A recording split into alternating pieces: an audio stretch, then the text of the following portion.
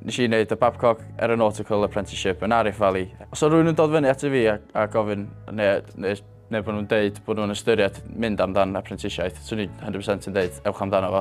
Gwna gyn gymaint allan o fo fedri di. Ti'n dysgu gyn gymaint o bethau, cyfarfod gymaint o bobl, wedyn dim hir, 2 flynedd, 3 flynedd. Mae'n fflio heibio. Adag yna yn career chdi, yn gyrfa chdi, ti'n dechrau allan. So i fi, hynna sy'n sefyll allan.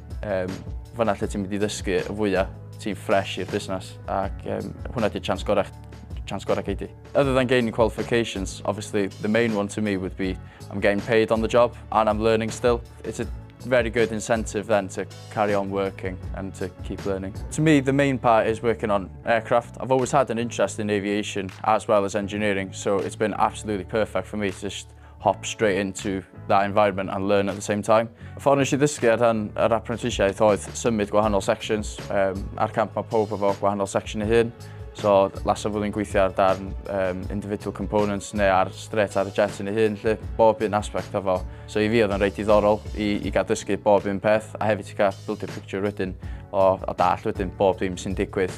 Bob dim sy'n digwydd yna, pa mor bwysig ydy o rili. So not only we're learning on the engineering side of it, but we're also working on our social aspect as well. Been engaging with local communities, doing up charity buildings and foundations, as well as meeting VIPs, so engaging with them and making conversation and building bridges has also been quite fun, but I suppose at times quite nerve-wracking, but I suppose you just take it in your stride, don't you?